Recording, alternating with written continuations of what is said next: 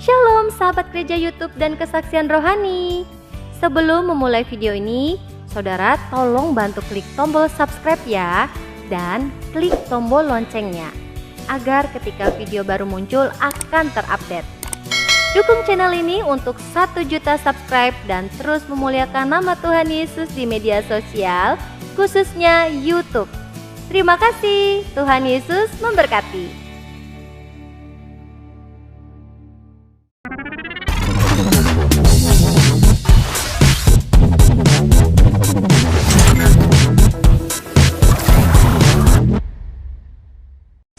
Yohanes pasal yang ke-8 ayat yang ke-30 sampai dengan ayat yang ke-36. Kebenaran yang memerdekakan. Yohanes pasal yang ke-8 ayat yang ke-30 sampai dengan ayat yang ke-36, demikianlah firman Tuhan. Setelah Yesus mengatakan semuanya itu, banyak orang percaya kepadanya. Maka katanya kepada orang-orang Yahudi yang percaya kepadanya, "Jikalau kamu tetap dalam firman-Ku, kamu benar-benar adalah murid-Ku, dan kamu akan mengetahui kebenaran, dan kebenaran itu akan memerdekakan kamu." Jawab mereka, "Kami adalah keturunan Abraham dan tidak pernah menjadi hamba siapapun. Bagaimana mungkin dapat berkata, kamu akan merdeka?" Kata Yesus kepada mereka, "Aku berkata kepadamu, sesungguhnya setiap orang yang berbuat dosa adalah hamba dosa. Dan hamba tidak tetap tinggal dalam rumah, tetapi anak tetap tinggal dalam rumah. Jadi apabila anak itu memerdekakan kamu, kamu pun benar-benar merdeka." Amin. Saudara yang kasih.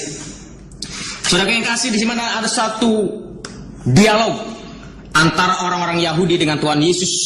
Dan Tuhan Yesus katakan, "Jikalau firman-Ku tinggal tetap dalam dirimu, maka engkau akan dimerdekakan." Dan kemudian orang Yahudi bertanya, "Tuhan, bagaimana mungkin aku dapat merdeka sedangkan aku sudah merdeka, sudah bebas, karena aku tidak pernah menjadi hamba siapapun." Tapi Tuhan katakan, "Jikalau engkau berbuat dosa, itu artinya saudara sudah diperhamba oleh dosa."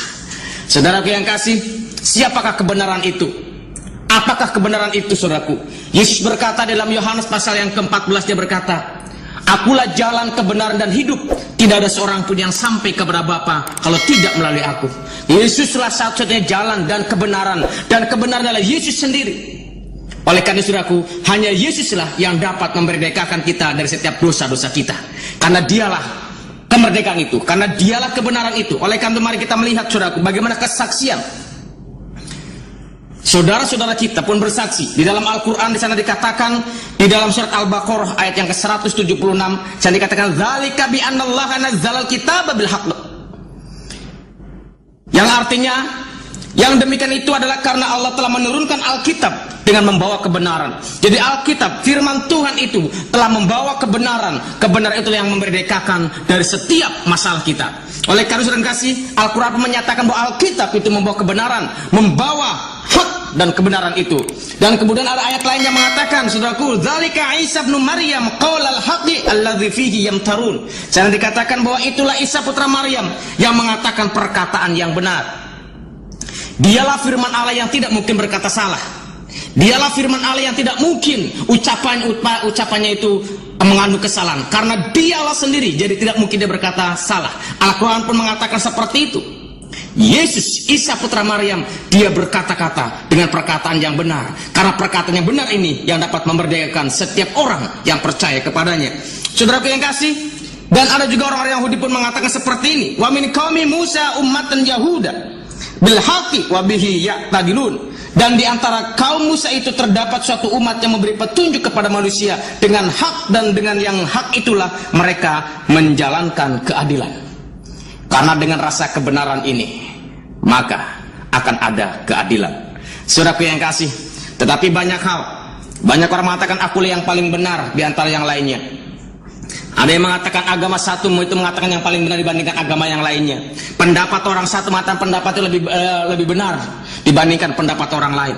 Tetapi saudara kasih, oleh karena firman Tuhan berkata dalam Yohanes pasal yang 14 tadi, "Ana huwa thariqul haq al hayatu, laisa ahadun ya'til al ab." Saudara yang kasih, di sana dikatakan bahwa akulah jalan, karena tidak semua jalan akan mendatangkan kebenaran. Banyak ada istilah yang mengatakan banyak jalan menuju Roma. Kalau jalan menuju Roma memang banyak, saudaraku, tetapi hanya satu jalan menuju surga, hanya melalui Yesus Kristus. Oleh karena saudaraku, karena jalan itu akan mendatangkan kebenaran. Karena tidak semua jalan mendatangkan kebenaran, tapi jalan yang dimaksud oleh Tuhan dialah jalan yang mendatangkan kebenaran. Dan tidak semua kebenaran akan mendatangkan kehidupan, tetapi Yesus berkata, kebenaran itu yang akan mendatangkan kehidupan yang kekal di surga. Oleh karena itu, barang siapa yang percaya kepadanya tidak binasa, melainkan beroleh hidup yang kekal. Oleh karena itu, kemarin kita melihat bagaimana saudaraku, apa yang dilakukan atau apa perbedaan, apa yang menjadi perbedaan inti antara umat Kristen dan umat Islam. Pada saat ini saudaraku, saya akan coba untuk mengutarakan materi ini 2 session. Di session yang pertama kita akan berbicara tentang bagaimana Kristen dan Islam, dan nanti bagaimana di session yang kedua kita akan bicara bagaimana Isa Al-Masih dengan Muhammad. Saudaraku yang kasih, yang pertama, orang Kristen adalah pengetahuannya, sumbernya adalah dari Alkitab. Orang Kristen mempercayai bahwa Alkitab adalah sumber pengetahuan. Alkitab adalah firman Allah yang terdiri dari Perjanjian Lama dan Perjanjian Baru. Perjanjian Lama adalah di mana terdiri di sana ada hukum Taurat, Zabur, dan kitab-kitab para nabi. Dan Perjanjian Baru adalah bagaimana itu adalah suatu berita sukacita dengan kelahiran, kematian, dan kebangkitan Tuhan Yesus Kristus. Tetapi orang Islam punya pedoman adalah Al-Quran, yang diimani oleh mereka bahwa Al-Quran adalah wahyu Allah, di mana Allah berfirman melalui malaikat Jibril dan membisikkannya kepada Muhammad, dan kemudian secara terus-terusan selama 23 tahun sehingga terjadilah suatu bentuk yang namanya Al-Quran. Dan kemudian Al-Quran itu sebagai apa? Alkitab itu sebagai fungsinya sebagai apa, saudaraku? Alkitab berfungsi sebagai firman Allah, dan Al-Quran berfungsi sebagai wahyu Allah. Dan kemudian saudaraku, untuk siapa Alkitab itu? Untuk siapakah Al-Quran itu, saudara kasih? Dan di dalam Alkitab, saudaraku, bahwa Alkitab hanya diperuntukkan untuk manusia. Karena Allah ada sesuatu dengan manusia, karena Allah ingin menyelamatkan manusia, karena Allah ingin mengembalikan citra Allah yang ada dalam diri manusia, dan Dia ingin mengembalikan supaya manusia boleh selamat. Karena firman Tuhan berkata, Dia tidak menghendaki satu orang pun binasa, melainkan Allah menghendaki setiap manusia boleh percaya kepadanya dan mendapatkan hidup yang kekal dan tinggal bersama-sama dengan Dia. Karena Allah tidak pernah membuat neraka untuk manusia, tetapi neraka disediakan hanya untuk iblis. Tetapi iblis diberikan kebebasan oleh Allah untuk mencari teman-teman itu manusia. Oleh karena itu, saudara kasih, firman Tuhan berkata, banyak orang yang menganggap jalan itu lurus, tetapi sesungguhnya ujungnya adalah maut. Banyak orang yang beranggapan bahwa kamu sudah benar. Banyak orang yang mengatakan, aku sudah berbuat baik, aku tidak mencelakakan orang lain. Tetapi saudara yang kasih, firman Tuhan katakan, tetapi ujungnya maut. Oleh karena itu, saudara kasih, bagaimana bahwa Alkitab itu berfungsi atau untuk digunakan oleh manusia, tetapi Al-Quran tidak, saudaraku. Al-Quran dia digunakan hanya, atau di Al-Quran dia digunakan untuk manusia dan jin. Di surat Al-Jin sana dikatakan bagaimana pada saat Muhammad melantunkan ayat-ayat Al-Quran, kemudian ada beberapa jin yang bertobat. Dan kemudian jin ini, saudaraku, dia bertobat dan dia menjadi pengikut Muhammad dan dia menjadi muslim. Oleh karena itu Al-Quran digunakan untuk manusia dan jin. Saudara kasih, dan kemudian penyebarannya itu apa, saudaraku? Untuk siapakah? Apakah hanya untuk orang Israel atau hanya untuk sekelompok orang saja? Dan Alkitab berkata, saudaraku, di dalam Matius pasal 8, segala kuasa bagi sorga maupun di bumi telah Allah berikan kepadaku. Yesus berkata, oleh karena pergilah, jadikanlah semua bangsa muridku. Di dalam Kisah Para Rasul pasal 1 ayat yang ke-8 saya dikatakan, jika Roh Kudus turun ke atas kamu, maka kamu akan menjadi saksiku di Yerusalem, Yudea, Samaria, sampai ke ujung bumi. Jadi Alkitab, firman Allah, berfungsi untuk digunakan seluruh umat manusia. Tetapi apa kesaksian Al-Quran tentang fungsinya sendiri? Al-Quran di surat Asy-Syura, saudaraku, ayat yang ke-7 di sana dikatakan, wa kadzalika auhayna ilaika qur'anan arabiyyan litunzira ummul qura wa man haulaha. Di sana dikatakan, wa kadzalika auhayna, demikianlah kami wahyukan kepadamu Muhammad, ilaika kepadamu Qur'anan. Allah telah memberikan ilham, Allah telah memberikan mewahyukan kepada Muhammad Qur'anan, yaitu Quran Arabian dengan berbahasa Arab. Mengapa Al-Quran dengan berbahasa Arab? Di sana dikatakan karena untuk apa? Karena dari sana kalitunzira ummul qura, karena ingin memperingatkan kepada ummul qura, ingin memperingatkan penduduk kota Mekah, wa man haulaha, dan negeri-negeri dan kota-kota di sekitar Mekah itu yang berbahasa Arab. Jadi sebenarnya saudara kasih bahwa Al-Quran itu berfungsi atau diperuntukkan hanya untuk orang Mekah dan sekitarnya yang berbahasa Arab. Oleh karena itu Al-Quran mengeluarkan dan turun diwahyukan dalam bentuk bahasa Arab. Saudara yang kasih, itu yang terjadi. Dan kemudian jumlah ayatnya berapa? Kalau kita lihat di dalam Alkitab, kalau kita selidiki dalam Alkitab, jumlahnya saudaraku 30.442 ayat.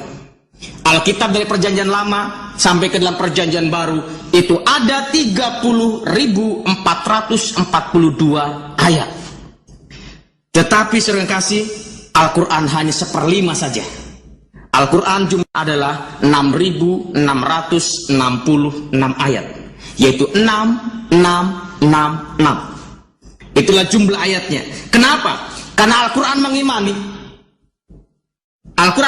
bahwa Al-Quran adalah suatu ringkasan cerita, ringkasan yang terkandung dalam Taurat, Zabur, dan Injil. Oleh karena itu sarinya disari, katanya sarinya diambil dan menjadi beberapa ayat saja yang akhirnya berjumlah 6.666. Dan kemudian saudara kasih, karena kita lahir ke dunia ini sudah ada Alkitab dan sudah ada Al-Quran. Kalau misalkan saudara lahir dari orang Kristen, maka saudara otomatis akan menjadi orang Kristen. Dan jika ada seorang lagi yang lahir oleh karena keturunan orang Islam, maka dia otomatis menjadi orang Islam, saudaraku. Tetapi pernahkah engkau berpikir, pernahkah engkau coba menganalisa, pernahkah engkau menguji kebenaran dari kedua kitab itu? Karena kedua kitab itu mengatakan, ini juga benar, ini juga benar. Menawarkan surga, ini juga menawarkan surga, saudaraku. Pernahkah engkau menguji kebenaran itu?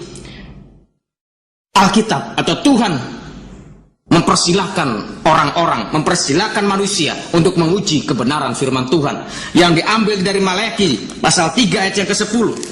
Bawalah seluruh persembahan persepuluhan itu ke dalam rumah perbendaharaan supaya ada persediaan makanan di rumahku, dan ujilah aku, firman Tuhan semesta alam, apakah aku tidak akan membukakan bagimu tingkap-tingkap langit dan mencurahkan berkat kepadamu sampai berkelimpahan. Firman Tuhan katakan suruh menguji. Ujilah firman Tuhan, ujilah kebenaran firman Tuhan, ujilah setiap janji-janji Tuhan. Jadi itu akan digenapi atau tidak. Kalau Allah berjanji, dia tidak pernah lupa dengan janjinya. Tetapi Allah mengikat dirinya dengan janjinya itu, dan dia tidak pernah lupa dengan janjinya. Oleh karena itu, ujilah firman Tuhan, uji.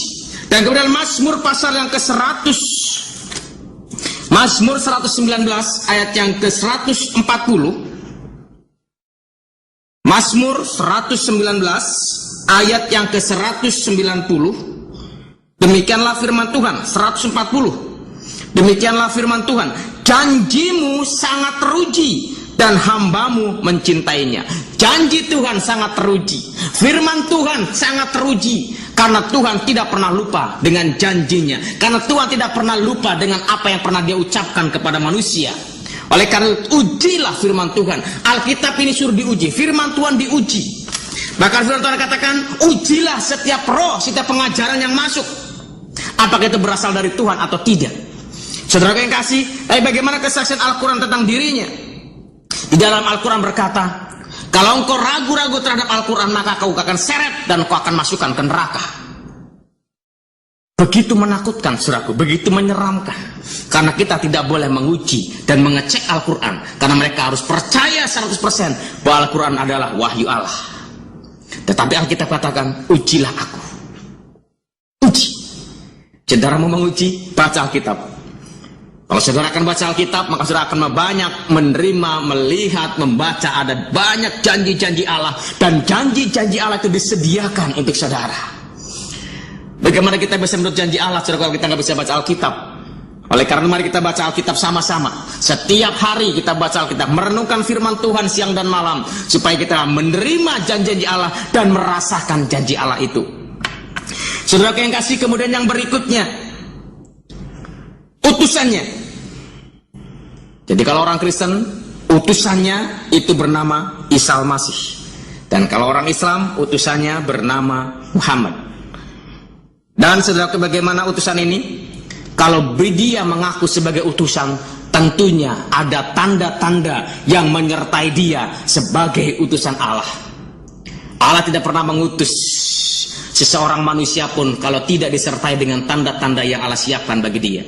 Tanda-tandanya adalah dinubuatkan, bernubuat, dan bermukjizat. Inilah tanda-tanda utusan Allah, bahwa dia harus dinubuatkan. Sebelum lahir dia itu dinubuatkan bahwa dia nantinya akan lahir.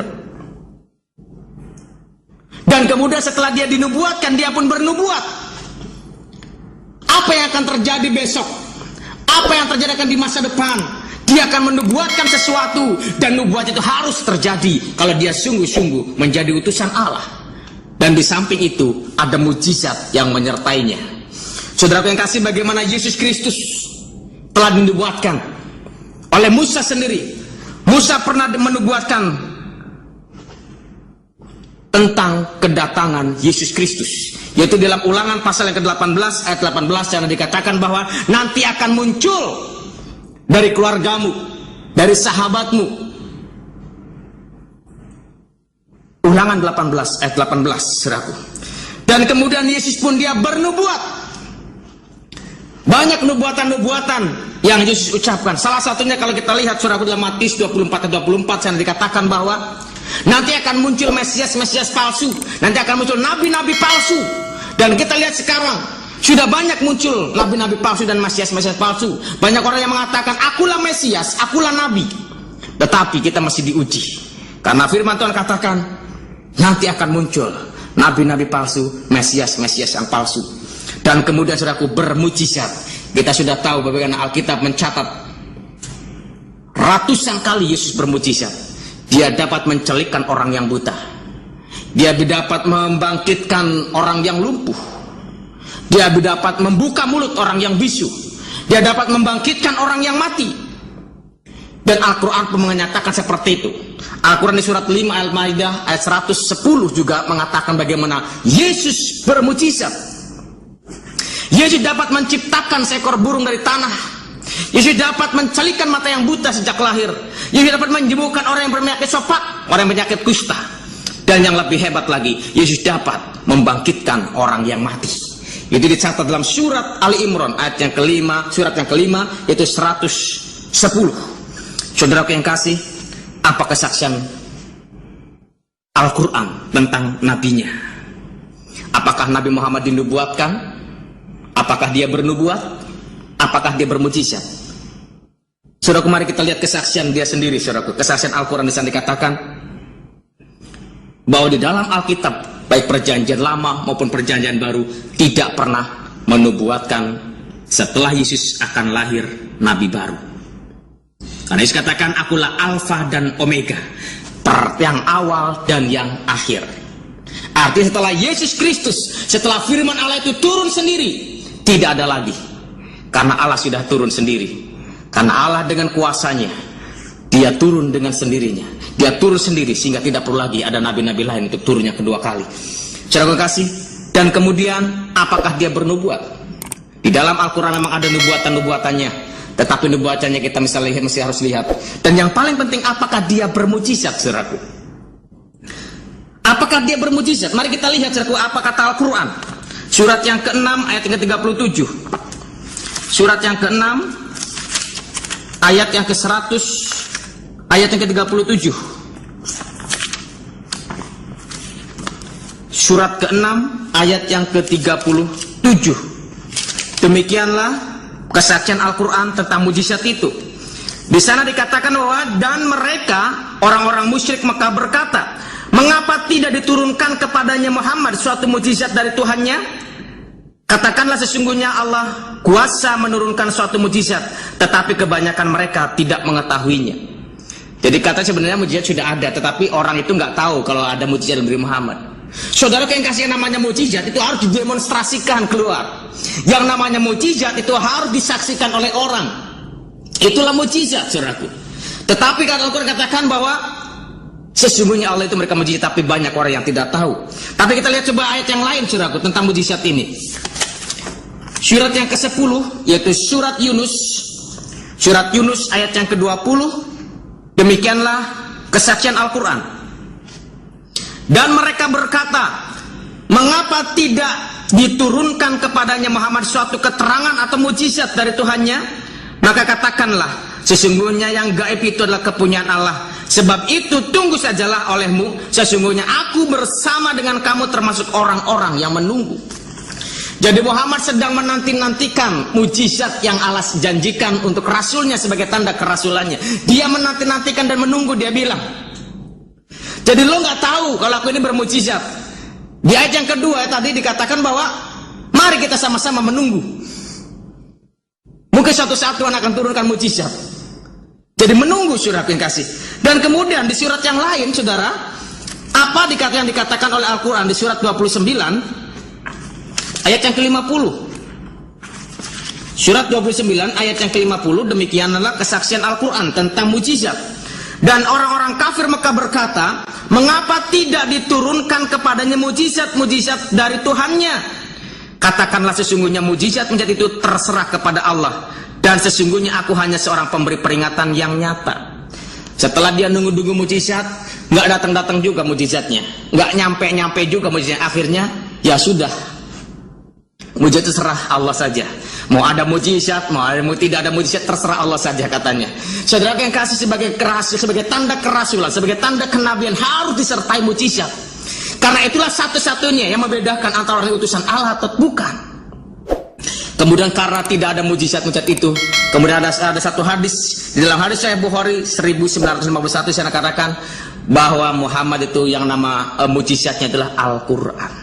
Jadi tidak ada yang supranatural, tetapi katanya mujizatnya Al-Quran. Mengapa kok dikatakan menjelaskan? Karena Al-Quran adalah Muhammad, dia orang yang umi, orang yang tidak bisa baca tulis, tapi dia bisa mengeluarkan Al-Quran. Jadi itulah mujizatnya katanya, saudaraku. Jadi tadinya dia bilang, kamu ini nggak tahu sebenarnya kalau aku ini bermujizat. Yang kedua, dia tunggu-tunggu bersama dengan umatnya menunggu mujizat, ternyata nggak nyampe-nyampe juga. Pada akhirnya dia katakan, udah terserah Tuhan deh, karena mujizat itu milik Tuhan. Apakah seperti ini, saudara yang kasih? Dan kita lihat di dalam Yohanes pasal yang keempat, saudaraku. Yohanes pasal yang keempat ayat yang ke-22, di sana dikatakan bahwa keselamatan itu bukan datang dari bangsa-bangsa yang lain, tapi keselamatan itu datang dari bangsa Yahudi. Oleh karena itu, kasih, perhatikan baik-baik. Sejak Abraham dipilih oleh Allah, menuntun Abraham untuk masuk ke dalam perjanjian di tanah Kanaan, Tuhan mengutus selalunya adalah keturunan Yakub. Selalunya adalah keturunan Israel, orang Yahudi, orang Israel. Tetapi saudara yang kasih, karena Allah mempersiapkan, ada satu perjanjian mempersiapkan dirinya bahwa dia nanti akan menurunkan suatu keselamatan, yaitu harus melalui bangsa Israel. Kalau misalkan setiap kota, setiap negara ada nabi, maka banyak nabi-nabi yang lain. Mungkin nanti di Cina ada nabi, mungkin di Indonesia ada nabi, mungkin di mana-mana ada nabi. Tetapi tidak, Allah itu menurunkan nabi hanya dari Israel, hanya dari keturunan Yakub, yang kemudian dia berubah nama menjadi Israel.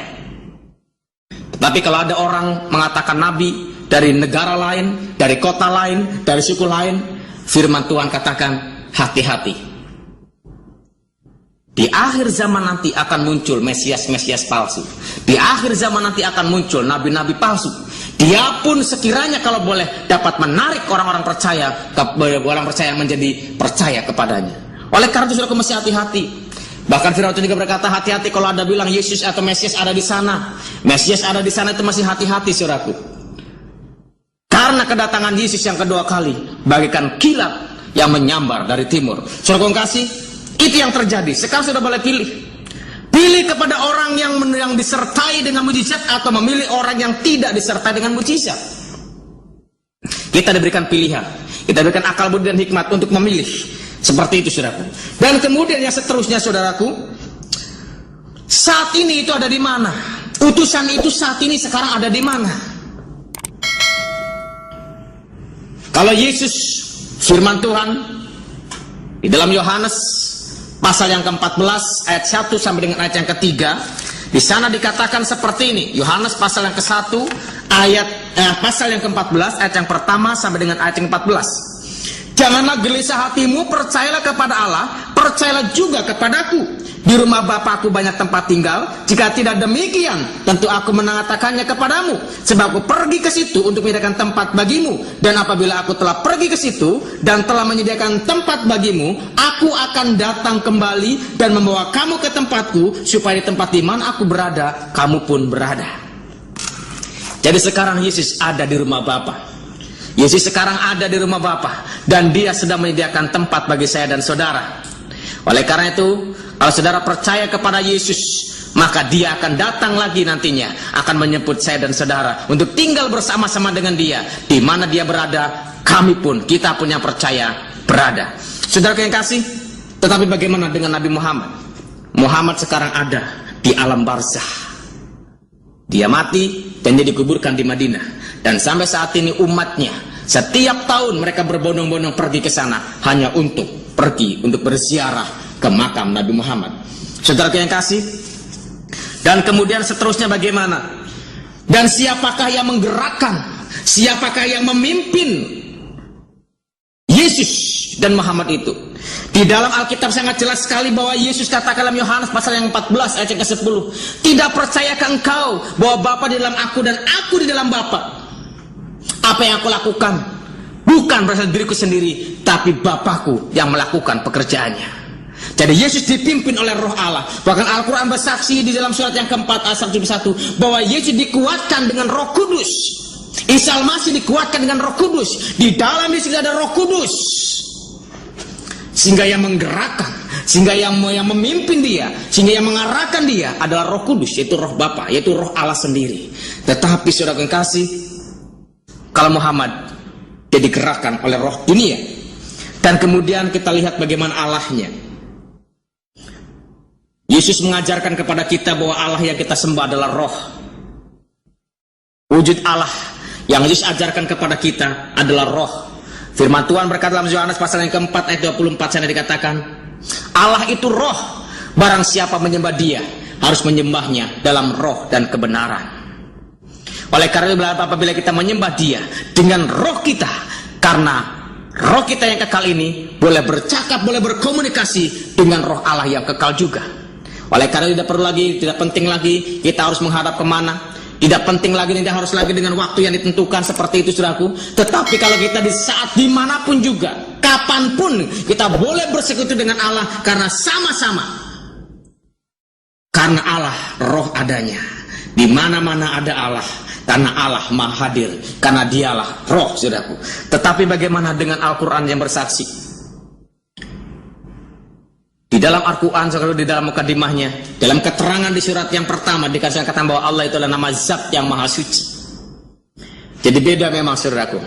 Kalau Yesus mengajarkan kepada kita bahwa Allah kita adalah roh, tetapi kalau Muhammad mengajarkan bahwa Allah mereka adalah Zat yang maha suci. Saya tidak akan jelaskan lebih lanjut tentang hal ini saudaraku. Dan kemudian saat ini Allahnya ada di mana? Allah yang diajarkan oleh Yesus itu ada di mana? Allah yang diajarkan oleh Muhammad itu ada di mana? Saudara perhatikan baik-baik bahwa Allahnya yang diajarkan oleh Yesus adalah Allah yang ada di sorga. Yesus mengajarkan kepada kita dalam Matius pasal yang ke-6. Dia mengajarkan bagaimana berdoa yang benar. Dia mengajarkan doa yang benar. Yang pertama dia katakan, Bapa kami yang di sorga. Yaitu Bapa kita, Allah kita ada di sorga. Tetapi Muhammad di dalam Al-Quran surat yang ke-106 ayat yang ketiga saudara, di sana dikatakan falyabudu rabb hadzal bait. Falyabudu rabb hadzal bait, saya dikatakan sembahlah saudaraku, falyabudu maka menyembahlah engkau fi hadzal bait, di dalam bait ini. Yaitu adalah artinya Mekah saudaraku. Mekah ya ada Ka'bah. Jadi artinya kalau kita menyembahnya harus di bait itu, di Ka'bah itu. Oleh karena itu sampai saat ini umat Islam saudaraku, mereka kalau beribadah kiblatnya itu ke sana.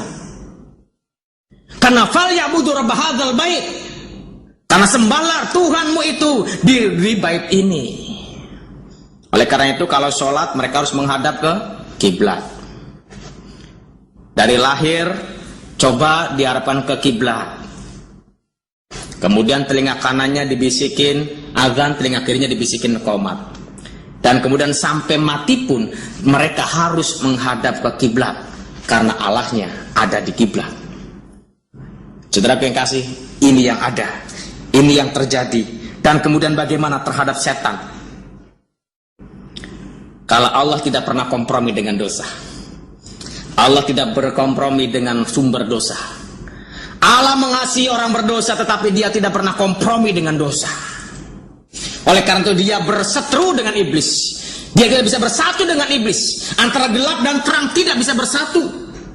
Antara kebenaran dan kejahatan dan tidak bisa bersatu. Oleh karena itu dia sangat bermusuhan dengan iblis. Tetapi bagaimana kesaksian di dalam Al-Quran tentang iblis ini? Yaitu di surat 55. Di surat 55 ayat yang ke 46.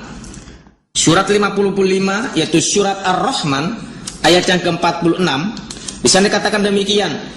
Dan bagi orang yang takut akan saat menghadap Tuhannya ada dua surga. Jadi saudara kasih, jadi kalau ada orang yang takut atas penghakiman itu, maka disediakan dua surga. Saudaraku, kalau kita lihat keterangannya dikatakan surganya ada dua. Mengapa? Karena surga disediakan untuk manusia dan ada lagi surga untuk jin. Jadi artinya setan pun saudarakan disediakan surga. Artinya Allah pun bisa bersahabat, boleh bersama-sama dengan jin. Jadi ada dua surga, surga untuk manusia dan surga untuk jin, saudaraku. Tetapi Yesus mengajarkan bahwa Allah tidak pernah kompromi dengan yang namanya setan, dengan yang namanya jin. Karena setan dalam bentuk apapun tetap setan, saudaraku. Secantik apapun yang setan lakukan, tetap dia setan, saudaraku. Tetap dia jahat, saudaraku.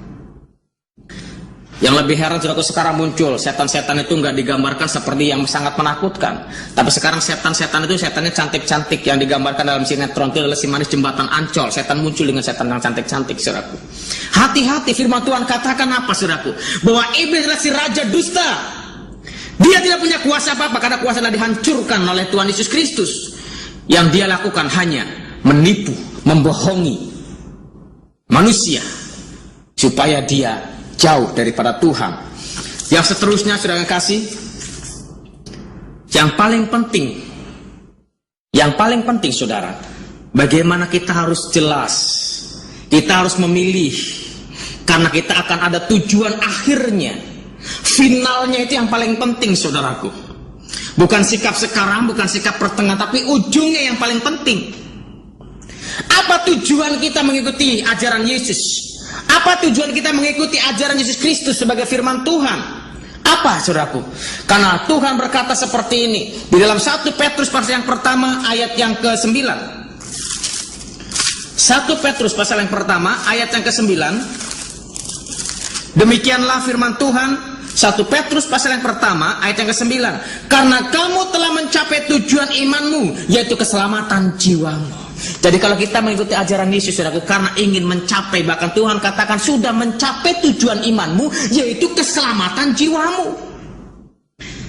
Jadi kita inginkan selamat seperti doa seperti ini. Rabbana atina fid dunya hasanah wa fil akhirati hasanah. Di dunianya juga hasanah, di akhiratnya pun hasanah. Di dunia pun selamat, akhirat pun selamat, saudaraku. Jelas tujuan akhirnya itu keselamatan jiwa. Jadi percuma saja kita capek-capek mengikuti ajaran seseorang tetapi akhirnya, saudaraku, bukan masuk surga tapi malah masuk neraka. Ini kan sayang sekali, saudaraku. Oleh karena itu sangat jelas ketujuan untuk mengikuti Yesus. Sangat jelas kita beriman kepada Yesus, yaitu karena tujuan iman kita adalah keselamatan jiwa kita. Tetapi di dalam Al-Quran tidak ada tertulis tujuan imannya seperti apa. Dan kemudian keselamatannya, saudaraku. Keselamatan, kalau kita bersama dengan Yesus, keselamatan itu pasti selamat. Firman Tuhan berkata, Markus 16 ayat 16 yang dikatakan, barang siapa yang percaya dan dibaptis, maka akan mendapatkan keselamatan itu. Barang siapa yang menerima anak, dia akan diberikan kuasa untuk menjadi anak-anak Allah. Karena engkau adalah anak Allah, maka kau berhak untuk mewarisi semua kerajaan Allah. Semua yang dimiliki Allah diwariskan kepadamu. Huwallazi khalaqalakum ma fil ardi jami'a. Surat Al-Baqarah 29 dikatakan, Tuhan menciptakan semuanya ini hanya untuk manusia, bukan untuk jin. Untuk manusia. Huwallazi khalaqalakum ma fil ardi jami'a, untuk semua. Jadi Allah menciptakan semua ini, menciptakan alam, laut, dunia ini, saudaraku, hanya untuk manusia sebenarnya. Tetapi yang disediakan ini dirusak oleh setan. Oleh karena itu keselamatannya pasti. Mengapa kok bisa pasti? Karena hanya Yesus satu-satunya pribadi yang berasal dari sorga. Karena Yesus satu-satunya pribadi yang memang firman Allah yang menjadi manusia. Satu-satunya pribadi yang sungguh-sungguh Allah sendiri yang turun ke dunia ini. Sehingga kalau kita ke sorga, itulah hak dia. Karena dialah pemilik sorga itu. Tetapi kalau mereka, saudaraku, saudara mungkin boleh cek, boleh tanya. Maka saudara kalau misalkan kebetulan bertemu, berjumpa dengan seorang ulama, saudara boleh bertanya, Pak Kiai, kalau saudara meninggal, kalau Pak Kiai meninggal itu nanti kemana? Surga atau neraka? Dia dengan baik, dia merendahkan hatinya, dia berkata seperti ini, ya insya Allah masuk surga. Kalau amal baiknya diterima si Allah, ya masuk surga. Kalau tidak, ya neraka, saudaraku. Dan kemudian seterusnya, saudaraku, bagaimana pada saat waktu mati? Orang Kristen itu, saudaraku, kalau mati sudah perhatikan baik-baik. Dulu, saudaraku, sebelum saya bertobat, saudaraku, saya paling takut melihat orang mati. Takut sekali kalau mendengar orang mati gitu, takut, nggak mau lihat, saudaraku. Mengapa? Karena begitu mengenaskan, saudaraku. Dia dibungkus saja gitu kayak lemper, saudaraku. Sangat mengenaskan sekali, saudaraku. Dan kemudian, saudaraku, kita lihat bagaimana kalau orang Kristen meninggal. Pada saat saya bertobat, saya diajak sama seorang hamba Tuhan untuk melawat orang yang meninggal. Dan kemudian saya takut-takut ke sana, saudaraku. Saya takut. Tapi pada saat itu saya boleh duduk bersama-sama dengan mereka dan saya tidak tahu keluarga dan Pak Pendeta ini pergi keluar, tinggal saya sendirian di ruang mayat itu, saudaraku. Pada saat saya melihat itu, saudaraku, saya udah merinding ya, takut begitu, saudaraku. Tetapi saya mulai coba melihat, saya mulai tengok, saudaraku, karena masih di peti, belum ditutup petinya. Dan saya melihat orang meninggal itu, waduh, kok tidak mengenaskan, saudaraku. Bahkan kadang-kadang saya heran. Kalau orang Kristen meninggal, saudaraku, dia pakai dasi, pakai jas, pakai sepatu, kadang-kadang pakai kacamata juga dipakai, saudaraku. Pakai cincin juga, saudaraku. Dan dia menghadapnya bukan ke kiblat, bukan ke timur, ke barat, utara, selatan, tidak, saudaraku. Tapi menghadapnya ke atas. Karena kita mengimani bahwa Allah itu ada di atas, digambarkan surga itu ada di atas, saudaraku. Oleh karena itu pasti orang ini akan sampai ke surga. Makanya dia menghadapnya ke atas terus, nanti ketemu dengan Tuhan dan sampai ke surga. Jadi gak nabrak kiri, gak nabrak kanan, saudaraku. Gak nabrak utara, gak nabrak selatan, gak nabrak timur, gak nabrak ke atas dan berjumpa dengan. Yang lebih lagi kalau orang perempuan yang meninggal, saudaraku. Kalau anak Tuhan yang perempuan meninggal itu lebih hebat lagi. Mengapa dikasih bedak, di make up, saudaraku? Sebelum dia dikuburkan dia di make up, dikasih lipstick begitu, kok begitu cantik dan tidak mengenaskan, saudaraku. Dan mulai saat itu saya tidak lagi takut untuk melihat orang mati. Kenapa? Karena orang percaya kepada Yesus, keselamatan itu pasti. Dan firman Tuhan katakan di Yohanes pasal yang ke-14 ayat yang pertama sampai dengan yang ketiga, aku sedang menyediakan tempat bagimu. Apabila tempat sudah ada, maka akan kembali kepadamu dan aku akan membawa engkau supaya di mana aku berada, engkau pun berada. Jadi kalau orang Kristen meninggal itu dijemput sama Tuhan Yesus sampai diantar langsung ke surga, karena dialah jalan, kebenaran dan hidup itu. Tetapi kalau mereka, saudaraku, mereka tinggal di alam barzah. Dan kemudian, saudaraku, waktu penghakiman bagaimana?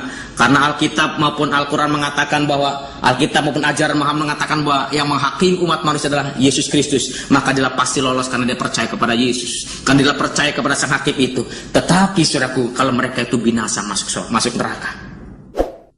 Dan tindakannya seperti apa?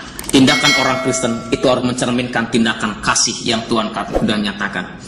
Saudara-saudara yang kasih, karena begitu besar kasih Allah akan dunia ini sehingga dia mengaruniakan anak yang tunggal. Kalau Allah telah mengasihi saya dan saudara, maka perintah Tuhan, hendaklah engkau pun saling mengasihi. Kalau engkau sungguh-sungguh mengasihi Allah, kalau engkau mengatakan bahwa engkau mengasihi Allah, maka engkau harus saling mengasihi. Karena firman Tuhan dikatakan, bagaimana engkau bisa mengasihi Allah yang tidak kelihatan, sedangkan saudaramu sendiri yang kelihatan engkau tidak bisa mengasihinya. Itu omong kosong, saudaraku. Lalu tindakannya adalah tindakan kasih. Tetapi dalam Al-Quran surat yang keempat 91 dikatakan, kalau ada orang yang tidak mau berdamai dengan engkau, maka dimanapun juga, pada saat apapun juga harus membunuh dia. Saudaraku, inilah ajaran sangat berbeda. Tapi firman Tuhan Yesus mengajarkan pada kita, kasihilah musuhmu. Balaslah kejahatan dengan kebaikan. Jangan membalas kejahatan dengan kejahatan, tapi balaslah kejahatan dengan kebaikan. Karena Allah itu kasih adanya. Lalu sikap kita, tingkah laku kita harus mencerminkan kasih Allah. Supaya sungguh-sungguh kita yang telah merasakan kasih Allah itu akan memancarkan kasih Allah, sehingga orang lain pun boleh merasakan ada kasih Allah dalam kehidupan kita. Dan Dan kemudian bagaimana kehidupan kesehariannya, saudaraku. Di dalam kitab Roma pasal yang ke-8 ayat 14 yang dikatakan, semua orang yang dipimpin roh Allah adalah anak-anak Allah. Jadi kalau anak-anak Allah, orang-orang yang percaya kepada Yesus, yang telah diberikan kuasa menjadi anak-anak Allah, akan dipimpin oleh roh Allah. Hidupnya akan dipimpin oleh roh Allah. Hidupnya akan diatur oleh roh Allah. Hidupnya akan dipenuhi dengan roh Allah. Sehingga dia boleh bersekutu setiap saat, boleh berjumpa setiap saat dengan Allah, dan bisa berkomunikasi langsung dengan Allah, karena Allah ada di hati orang percaya. Saudara yang kasih, baru-baru ini saya mendapatkan email. Ada saudara kita bertanya seperti ini. Dia katakan, Pak, orang Kristen kok aneh ya Pak? Kok berani-beraninya mengatakan dirinya itu anak Allah? Kok berani-beraninya mengatakan dirinya itu anak Allah? Sedangkan berjumpa dengan Allah itu masih seminggu 1 kali. Bagaimana bisa kita mengaku dirinya anak Allah, kok berjumpanya hanya 1 kali dalam 1 minggu? Lihat nih kami, katanya orang-orang Islam, 1 hari 5 kali berjumpa dengan Tuhan, tapi nggak berani itu mengatakan dirinya anak Allah. Saudara yang kasih, ada kesalahpahaman. Kalau kita mengangkat dirinya menjadi anak Allah, itu nggak mungkin, saudaraku. Karena kita adalah manusia yang penuh dengan dosa. Tetapi kalau Allah sendiri yang mengangkat kita menjadi anaknya, seperti tertulis dalam Yohanes yang pertama ayat 12 yang dikatakan, barang siapa yang menerimanya diberi kuasa menjadi anak-anak Allah. Dan Roma pasal 8 tadi ayat 14 yang katakan, semua orang yang dipimpin roh Allah adalah anak-anak Allah. Jadi bukan kita yang mengangkat dirinya menjadi anak Allah, tetapi Allah sendiri yang mengangkat kita menjadi anaknya. Jadi kalau Allah sendiri mengangkat, ya nggak ada yang mustahil bagi dia. Dan tadi kalau kita ada roh Allah dalam hati kita, setiap saat kita boleh berjumpa dengan Allah, setiap saat kita boleh berkomunikasi dengan Allah, karena Allah ada di dalam hati kita. Tetapi saudara kasih, kalau itu hari Minggu, itulah persekutuan. Bagaimana umat Allah seluruh dunia itu bersekutu, bersatu, berkumpul bersama-sama untuk mendengarkan firman Tuhan bersama-sama, untuk beribadah bersama-sama, dan memuji Tuhan bersama-sama. Jadi kalau kita boleh berjumpa dengan Tuhan, ya nggak ada waktunya, setiap saat kapanpun kita bisa. Dan bahkan harus menjadi tingkah laku kehidupan bagi orang-orang percaya. Dan kemudian saudaraku, kalau mereka yang berkemauan sendiri, karena tidak ada yang ngatur, saudaraku kasih. Oleh karena itu saudaraku kasih, pada saat ini kalau saudara rindu menjadi anak-anak Allah, Firman Tuhan katakan, bukan engkau yang memilih aku, tapi aku yang memilih engkau. Oleh karena itu saudaraku, bagaimana caranya supaya kita mendapatkan roh itu dalam hati kita? Firman Tuhan katakan, Wahyu pasal 3:20 yang dikatakan, lihat aku berdiri dan mengetuk.